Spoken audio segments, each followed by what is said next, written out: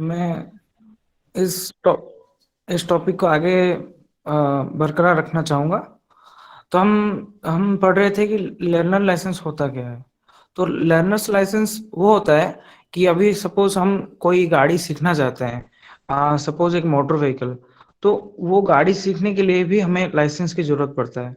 तो वो vehicle transport vehicle भी हो सकता है या फिर लाइट मोटर व्हीकल भी हो सकता है। तो हमारा जो नेक्स्ट टॉपिक है कि लर्नर्स लाइसेंस कैसे डिवाइड होता है इन दोनों के बीच। तो learner's licence to drive and transport vehicle. तो ट्रांसपोर्ट व्हीकल जो कि हेवी वेट रहते हैं, तो उनके लिए ये रूल है कि एक लाइट मोटर व्हीकल बिना चलाए एक इंसान एक हेवी मोटर व्हीकल यानी ट्रांसपोर्ट व्हीकल नहीं चला सकता। वो अगर एलएमवी मतलब लाइट मोटर व्हीकल अगर 1 साल तक चलाएगा, फिर जाके उसे ट्रांसपोर्ट व्हीकल चलाने के लिए लाइसेंस मिलेगा। और क्या रूल है लाइट मोटर व्हीकल चलाने के लिए। तो कोई भी इंसान 18 साल से अगर कम ईयर का है, एज का है, तो वो एलएमवी नहीं चला सकता। तो उसके लिए उसे 18 ईयर्स तक का लिमिट पहुंचना पड़ेगा, फिर उसे जाके एलएमवी के लिए लाइसेंस मिलेगा। और मेडिकल सर्टिफिकेट भी उस एप्लीकेशन में चाहिए कि वो कॉम्पिटेंट है वो गाड़ी चलाने के लिए। तो ये हमारा लर्नर लाइसेंस वाला टॉपिक पे हम नेक्स्ट टॉपिक पे जाएंगे। तो इसके बारे में और जानकारी हमें मिलेगा। तो test of competence to drive a vehicle, इसका मतलब क्या है। टेस्ट ऑफ कॉम्पिटेंस मतलब आप गाड़ी चलाने के लिए कितने योग्य है, ये जानने के लिए हमें कुछ टेस्ट के पास करना पड़ेगा। जैसे वो पर्टिकुलर व्हीकल जो आप चला रहे हैं, उसमें ये मेंशन किया जाएगा कि आप गाड़ी चलाने के लिए कॉम्पिटेंट है या फिर नहीं। अगर उस एप्लीकेशन में आप कॉम्पिटेंट है, तभी जाके आपको लाइसेंस मिलेगा वो व्हीकल चलाने के लिए। तो पावर टू रिवोक लाइसेंस, जो लाइसेंसिंग अथॉरिटी रहती है हमारा, उसके पास जैसे कि वो हमें लाइसेंस ग्रांट कर सकता है, उसके पास पावर भी होता है कि वो रिवोक भी कर सकता है लाइसेंस को, मतलब वो रद्द भी कर सकता है लाइसेंस को। अ, तो लाइसेंस रद्द करने के लिए बहुत सारे रूल्स हैं। जैसे कि अगर कोई एक पर्सन मेडिकली अनफिट है, मतलब वो मेडिकली एबल नहीं है गाड़ी चलाने के लिए, तो वो उसका लाइसेंस रद्द हो सकता है उसके मर्जी के बिना भी। तो ऑटोमेटिक सस्पेंशन कब होता है, मतलब आप कुछ ऐसे काम करते हैं जैसे कि अ, जैसे कि रजिस्ट्रेशन अथॉरिटी अगर आपको आपको किसी भी व्हीकल से किसी का मर्डर करते हुए देखेगा, या फिर किसी को ऐसे इंजरी पहुंचाते हुए देखेगा कि वो आगे उठ के नहीं चल सकता, मतलब ग्रीवियस इंजरी। अगर आप ग्रीवियस इंजरी किसको पहुंचाते हैं, तो आपका लाइसेंस ऑटोमेटिकली रद्द हो जाएगा। और रजिस्ट्रेशन अथॉरिटी के पास ये भी है कि अगर उसका व्हीकल अगर खो भी गया या फिर डिस्ट्रॉय भी हो गया, तो वो incapable to use that vehicle के हिसाब से ही उसको लिया जाता है। और आपका अगर इंजन नंबर या फिर गाड़ी का किसी पुर्जे का नंबर अगर डिफरेंट रहता है आपके आरसी से, मतलब रजिस्ट्रेशन सर्टिफिकेट से, तो वो भी आपके लिए एक रूल है कि आपका सर्टिफिकेट आपका लाइसेंस रद्द हो सकता है। तो ये सारे थे हमारे मतलब डिफरेंट रूल्स कि कैसे लाइसेंस रद्द होता है, लाइसेंस अथॉरिटी के पास क्या पावर रहती है, क्या क्या रूल्स हैं वो अपना लाइसेंस आपका रद्द करने के लिए। तो अभी हम नेक्स्ट टॉपिक पे जाएंगे। तो ये था रिवोकिंग लाइसेंस वाला टॉपिक। तो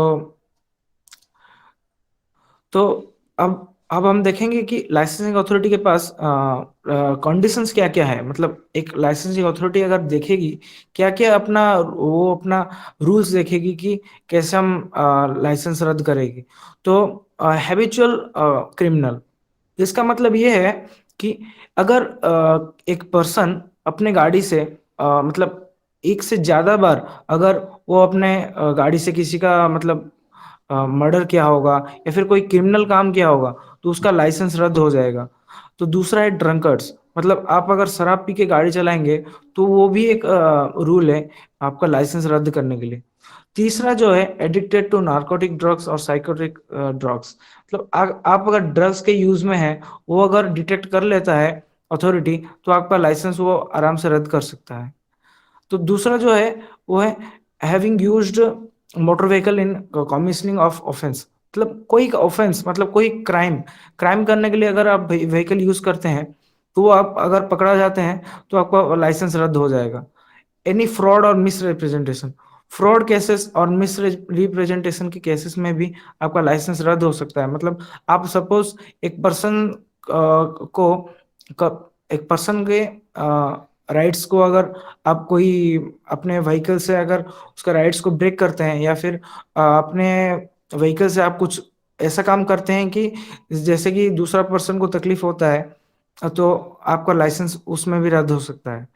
driving to cause danger to public places में अगर गाड़ी आप सही से नहीं चलाएंगे, रैश ड्राइविंग करेंगे, या फिर पब्लिक को जैसे हार्म हो उस तरह का गाड़ी आप चलाएंगे, तो आपका लाइसेंस रद्द हो सकता है।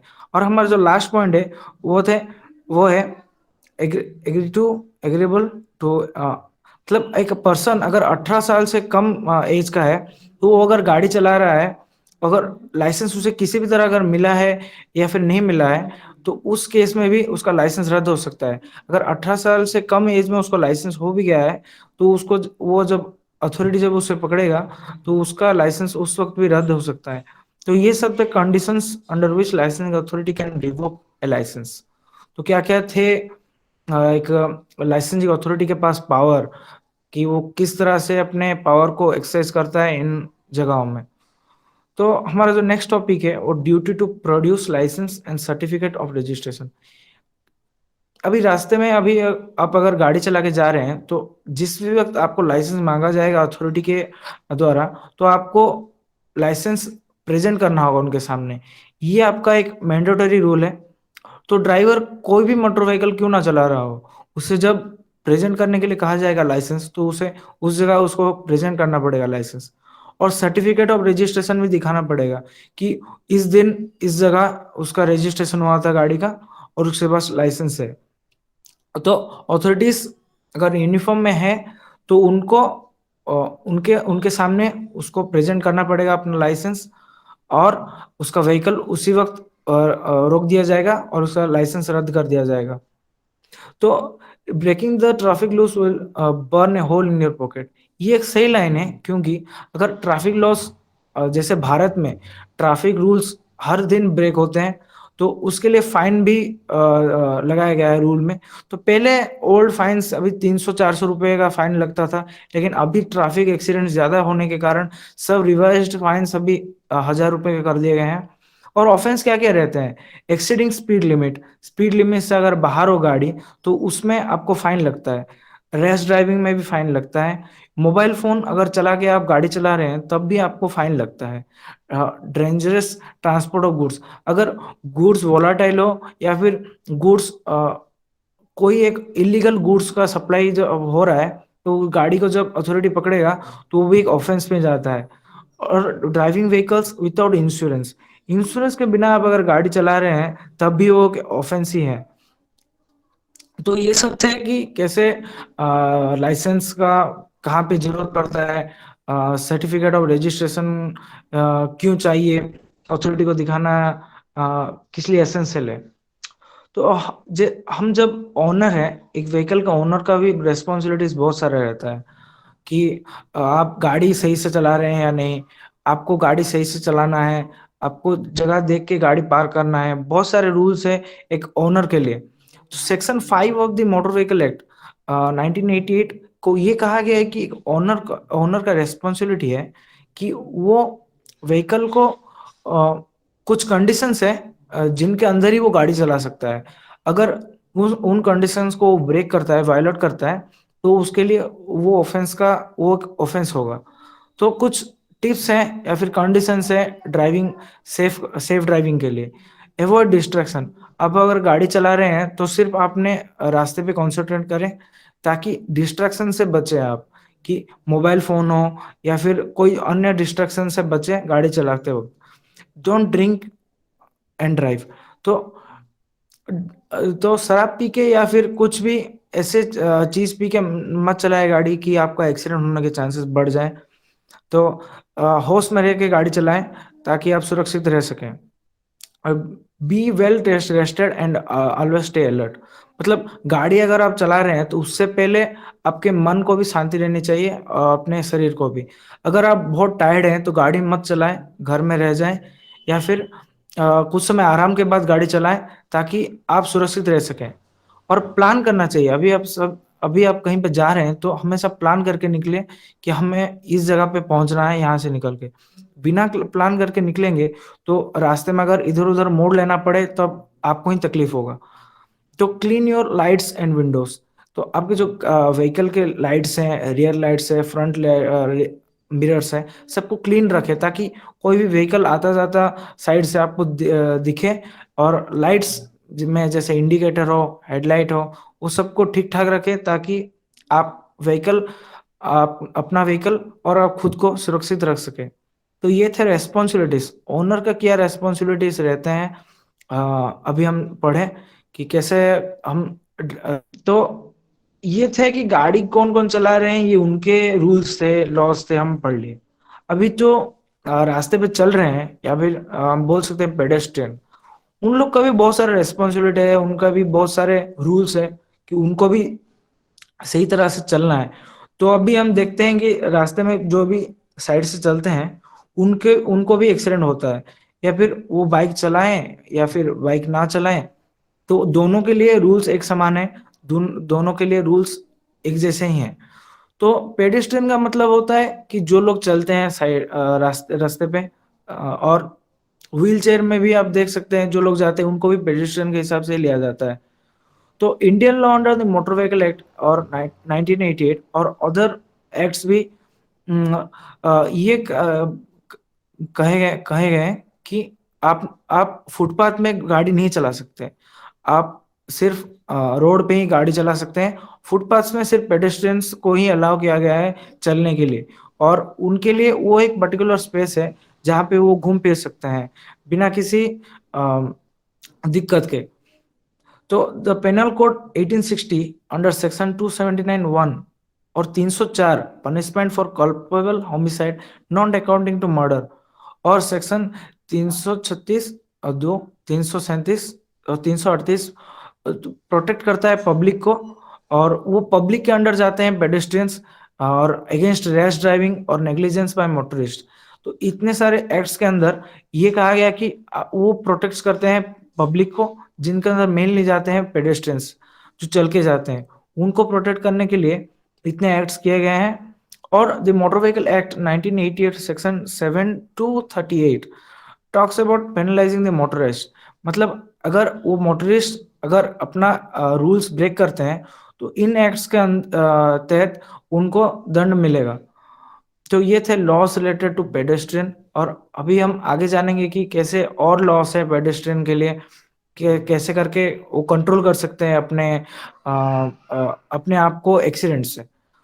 तो पेडेस्ट्रियन के क्या क्या कंट्रोल्स है, तो सेक्शन 132(1) के अंदर कहा गया है कि अगर कोई भी एक चलता हुआ आदमी अगर किसी क्रॉस सेक्शन पे पहुंचता है तो क्रॉस सेक्शन पे देखेगा कि उनके लिए साइन बोर्ड जो रखे गए हैं उनको कहाँ से रास्ता दिया जाता है।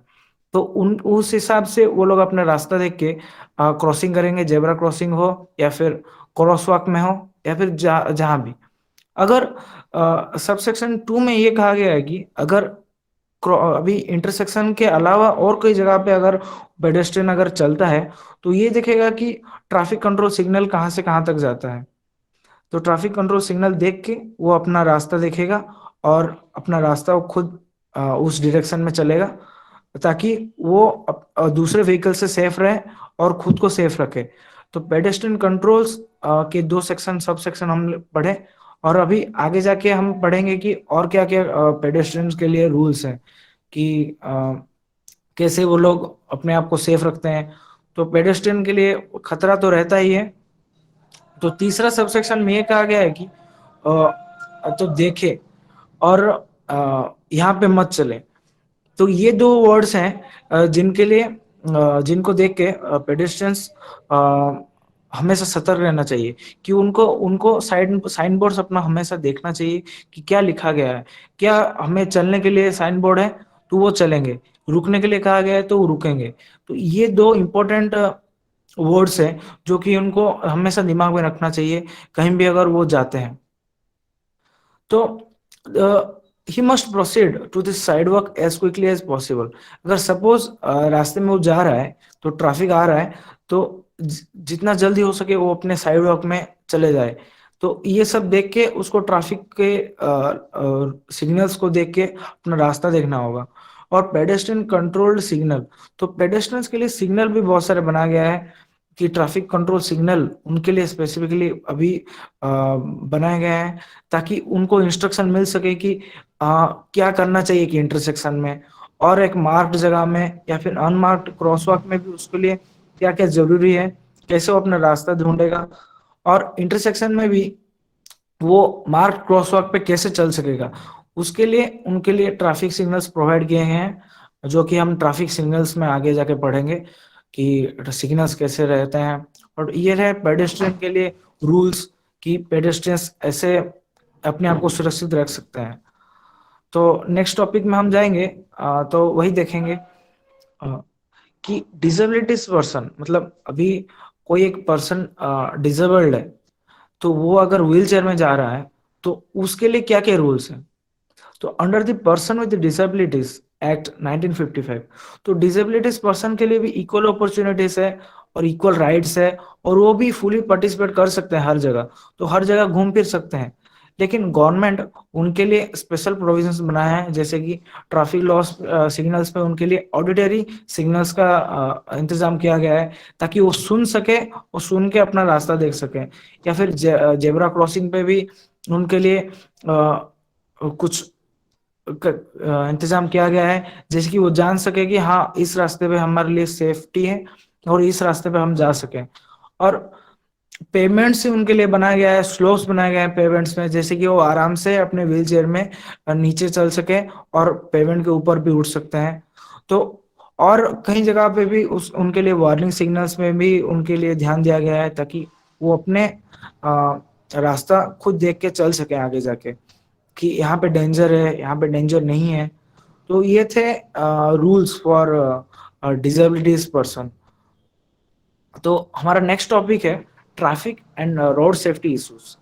Traffic and road safety issues में क्या कहा गया है, obeying traffic laws under section 125, section 125 के अंदर जो जो ट्रैफिक लॉस है उनको हमें मानना पड़ेगा कि, तो वो रूल होता है किसी भी ऑफिसर के लिए, और भी कोई भी person authorised by peace officer और डायरेक्ट ट्रैफिक। तो हर ड्राइवर का ये रूल होता है कि वो ट्रैफिक और सेफ्टी रूल्स को फॉलो करे। और एवरी पेडेस्ट्रियन के लिए भी ये मैंडेटरी है कि वो सारे रूल्स को ओबे करे। आप नहीं कि गाड़ी नहीं चला रहे हैं बोल के आप कहीं भी चले जाएं कुछ भी रूल्स ब्रेक करें, नहीं। आप गाड़ी चला रहे हैं या फिर साइड में चल रहे हैं, दोनों के लिए आपके लिए रूल्स एक समान है और आपको फॉलो करना पड़ेगा। तो ट्रैफिक कंट्रोल सिग्नल्स कैसे ऑपरेट किया जाता है, तो सेक्शन 125(1) के अंदर ये कहा गया कि driver of the vehicle approaching N intersection, अगर ड्राइवर किसी इंटरसेक्शन पे अगर आके पहुंचा है तो वो ट्रैफिक सिग्नल्स कंट्रोल सिग्नल्स को ध्यान से देखेगा कि किस डायरेक्शन से उसको जाने का परमिशन है, किस डायरेक्शन से बंद है। तो अगर उसके लिए अलाउ है तो उस डायरेक्शन में हो जाएगा, या फिर अलाउ अगर नहीं है तो वो वहीं पे वेट करेगा और दूसरे इंटरसेक्शन में क्रॉस करने के लिए उसको सिग्नल का वेट करना पड़ेगा। तो व्हीकल्स अगर इंटरसेक्शन को आके अगर वेट करते हैं तो वो उनके लिए फायदा है, क्योंकि दूसरे साइड से अगर इंटरसेक्शन में क्या होता है हर जगह से गाड़ी आते हैं, तो उनको वेट करके देखना पड़ेगा कि किस डायरेक्शन से उनके लिए पैसेज क्लियर है। तो ये था sub section 1 and 2 traffic control signals के ऊपर। तो वही गाड़ी अगर आप इंटरसेक्शन में लेके जा रहे हैं तो आपको वेट करना पड़ेगा सही सिग्नल के लिए, तभी जाके आप आगे जा सकेंगे। तो अभी हम नेक्स्ट टॉपिक में वही पढ़ेंगे कि क्या क्या सिग्नल्स कैसे ऑपरेट होते हैं, क्या क्या और सेफ्टी इश्यूज है, road safety issues traffic controls के ऊपर।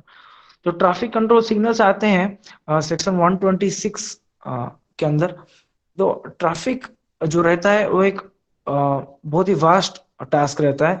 तो उसको इजी बनाने के लिए सेक्शंस 127 से लेके 134 तक traffic signal colouring lights provide किए गए हैं, ताकि इजी हो सके। एरोस भी प्रोवाइड किए गए हैं ताकि गाड़ी उस डायरेक्शन से उस डायरेक्शन तक जा सके। तो ये थे ट्रैफिक कंट्रोल सिग्नल्स। तो अभी हम पढ़ेंगे कि ट्रैफिक सिग्नल्स होते कैसे हैं। तो तीन जो लाइट रहते हैं हमारे ट्रैफिक लाइट में, उनका मीनिंग क्या रहता है? तो ग्रीन लाइट रहता है, येलो लाइट रहता है, रेड लाइट रहता है। ग्रीन लाइट का मतलब क्या होता है? अगर ग्रीन लाइट का मतलब ये है कि हम आगे जा सकते हैं। इसका मतलब नहीं कि अगर एक ही जगह पे अगर ग्रीन लाइट हमेशा के लिए अटक जाए तो बहुत सारी दिक्कत हो सकता है।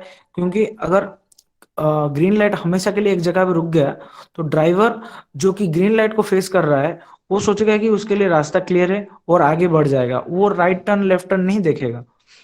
अगर अगर यही प्रॉब्लम रहा इंटरसेक्शन में भी, तो हर जगह से व्हीकल आते वक्त वो लोग सोचेंगे कि हमारे लिए रास्ता क्लियर है। तो ये एक्सीडेंट के लिए ये चीज एक्सीडेंट को लीड कर सकता है। तो हमें देखना पड़ेगा कि किस डायरेक्शन के लिए ग्रीन लाइट एप्लीकेबल है। तो ग्रीन लाइट उस डायरेक्शन के लिए एप्लीकेबल है तो आप उसी डायरेक्शन में आगे बढ़ सकते हैं। और पेडेस्ट्रियंस के लिए भी इंपॉर्टेंट है कि ग्रीन लाइट देख के आगे चलें। ग्रीन लाइट का उनका मतलब है कि उनके लिए क्रॉसवॉक या फिर जेब्रा क्रॉसिंग के लिए रास्ता क्लियर है, तभी जाके वो आगे बढ़ सकते हैं। तो ये था ग्रीन लाइट का मतलब। अभी हम देखेंगे कि वेलो लाइट का क्या मतलब रहता है। तो वेलो वेलो लाइट का ये मतलब रहता है कि तो अभी सपोज एक ही जगह पे अगर वेलो लाइट हमेशा के लिए रुक जाएगा तो ड्राइवर सोचेगा कि अरे ये तो वेलो लाइट है, इसका मतलब हम रुकेंगे या फिर जाएंगे। वो इस सोच में पड़ जाएगा कि वो सोचेगा कि हम आगे जा भी सकते हैं, यहाँ पे रुक भी सकते हैं। तो इसलिए ये कहा गया है कि अगर किसी जगह पे वेलो लाइट है तो आप गाड़ी स्लो से लेके जाए वहां तक, देखें कि ग्रीन लाइट पे टर्न होता है या फिर रेड लाइट पे टर्न होता है, तभी जाके आप आगे बढ़े। तो कोई भी अगर पेडेस्ट्रियन भी है तो अगर वेलो लाइट को देखेगा तो वो भी सोचेगा कि हम आगे जा सकते हैं नहीं जा सकते हैं। इसके लिए वेलो लाइट का मतलब है आप गाड़ी स्लो डाउन कीजिए, वहीं पे थोड़ी देर रुकिए, देखिए कि आपके लिए नेक्स्ट सिग्नल क्या है, तो तभी जाके आप आगे बढ़िए, वरना वहीं पे रुक जाइए। तो अभी आगे जाके हम देखेंगे रेड लाइट का मतलब क्या है। तो ये तो था दो लाइट का मतलब। रेड लाइट का मतलब हम सब जानते हैं कि रुकना है, उस जगह पे हमें रुकना है। तो सब्जेक्ट टू सबसेक्शन 2 के अंदर ये क्या आ गया है, अगर किसी भी जगह अगर रेड लाइट हमेशा के लिए रुक गया तो गाड़ियां अगर हर डायरेक्शन से आती होंगी, इंटरसेक्शन में भी हो या फिर स्ट्रेट रोड में हो, तो वो सोचेंगे कि हमारे लिए आगे रास्ता बंद है, तो इसलिए वहीं पे ही रुक जाएंगे। तो हर जगह अगर गाड़ियां रुक गई तो फिर जब स्टार्ट होगा नेक्स्ट टाइम, तब फिर ट्रैफिक का दिक्कत होगा। तो इसलिए रेड लाइट्स फ्रिक्वेंटली चेंज होते हैं। तो अभी आप किसी भी डायरेक्शन में जा रहे हैं, देखेंगे कि रेड लाइट्स आगे हैं तो आप रुकेंगे वहां पे। रेड लाइट्स जब टर्न होते हैं ग्रीन लाइट पे तभी आगे बढ़ेंगे। अगर रेड के बीच में अगर वेलो है तो आप रुकेंगे, देखेंगे कि रेड हो रहा है या फिर ग्रीन हो रहा है, तो उस हिसाब से आगे बढ़ेंगे। अगर सपोज एक पेडेस्ट्रियन भी है तो वो जब रास्ता अपना क्रॉस करता है क्रॉस वॉक में या फिर जेब्रा क्रॉसिंग में, वो देखेगा कि आगे कौन सा लाइट है। अगर रेड लाइट है तो वहीं पे रुक जाएगा, गाड़ियों को जाने देगा। फिर उसके लिए अगर जब नेक्स्ट टर्न उसका आएगा ग्रीन लाइट का, तब जाके वो आगे बढ़ेगा। तो ये थे तीन लाइट्स जो हमें ट्रैफिक लाइट में हम रोज देखते हैं, उनका मतलब क्या रहता है। तो वो किस तरह से हमें किस लाइट्स को फॉलो करना है, किस टाइम पे कौन सा लाइट देख के आगे जाना है, ये थे हमारे तीन लाइट्स का फंक्शन। अभी हमें कैश लॉ को देखेंगे। तो कैश लॉ था आर Rajasekharan versus union of India. तो पेटिशनर जो था आर राजशेखरन, तो वो एक ऑर्थोपेडिक सर्जन था। तो उसने क्या किया था, एक पेटिशन फाइल किया था कोर्ट में कि हमारे इस जगह में रोड एक्सीडेंट्स का ज्यादा ही केस हो रहा है। तो ये एक पेटिशन उसने लिखा था। पेटिशन में यह लिखा था कि कैसे डिरेक्शंस कर सकते हैं, लेजिस्लेटिव मेजर्स कैसे ले सकते हैं, उस पेटिशन में लिखा गया था। और उसमें यह भी लिखा गया था कि एडमिनिस्ट्रेशन एक्शंस कैसे ले सकते हैं, और ज्यादा से ज्यादा एडमिनिस्ट्रेशन एक्शंस हम कैसे ले सकते हैं। और अभी जो एग्जिस्टिंग इंफ्रास्ट्रक्चर था उसको उठा के और फैसिलिटीज क्या क्या हम ऐड कर सकते हैं पोस्ट एक्सीडेंट केयर है, मतलब अगर एक्सीडेंट हो गया तो वहां पे केयर एंड मैनेजमेंट हम कैसे कर सकते हैं। ये तीन चीजें उसने अपने पेटिशन में लिख के कोर्ट में फाइल किया था अपना पेटिशन। तो अगेंस्ट यूनियन ऑफ इंडिया को। तो वहां पे टाइम को देखते हुए तो वो ऑनरेबल कोर्ट कॉन्स्टिट्यूटेड ए कमिटी। तो कमिटी का के हेड थे जस्टिस के एस राधाकृष्णन। उनके बिहाफ पे कोर्ट ने टाइम को देख के अपना फैसला सुनाने के लिए 6 महीने का टाइम मांगा था। तो अभी हम 6 महीने का टाइम मांगा था। तो उसके बाद हम देखेंगे राजशेखरन का क्या क्या जजमेंट रिपोर्ट्स था, मतलब क्या क्या रिपोर्ट उसने बनाया था। तो report propose stand action against the violators of law under section 19। Section 19 का 19 मोटर व्हीकल एक्ट 1988 के अंदर जो भी रूल्स थे उनको भी जो भी वायोलेट करेगा तो उनके लिए स्टैंड एक्शन लेने के लिए राधाकृष्णन ने बोला था। और जो पावर टू लाइसेंसिंग अथॉरिटी, मतलब लाइसेंसिंग अथॉरिटी के पास जो भी पावर था डिस्क्वालीफाई करने के लिए एक लाइसेंस होल्डर को, उसको उसको भी उन्होंने सतर्क कर दिया था कि कोई भी अगर अपना रूल ब्रेक करें तो उसका लाइसेंस वो रिवोक कर सकता है। तो ये था तो एक केस लॉ कि कैसे मतलब एक केस लॉ दर्ज हुआ था वहां पे कोर्ट में कि वो किस तरह अपना एक्सीडेंट्स को बचा सके उस एरिया में। तो अब तो यही है कि बहुत ही सिंपल रूल्स हैं कि आप अपने बचाव के लिए क्या क्या कर सकते हैं। तो आप लाइट्स फॉलो करें, लाइसेंस रखें अपने पास, और मोबाइल फोन से बचें, या फिर गाड़ी ड्रग्स या फिर ड्रिंक के नशे में ना चलाएं, और रेड लाइट को हमेशा फॉलो करें। रेड लाइट पे अपना गाड़ी रोकें, ना कि रेड लाइट क्रॉस करें। और हेलमेट्स, जो कि अभी बहुत ही इंपॉर्टेंट चीज हो गया है, तो आप हेलमेट्स पहने हर जगह ट्रैवल करते वक्त, ताकि आप खुद को सुरक्षित रख सकते या और अपने साइड साइड में जो भी जा रहे हैं उनको भी आप एक्सीडेंट से बचा सकते हैं। तो ये था हमारा आज का प्रेजेंटेशन। आप सबको अच्छा लगा होगा उम्मीद है। और इसी से मैं अपना प्रेजेंटेशन यहीं पे समाप्त करना चाहता हूँ। शुक्रिया।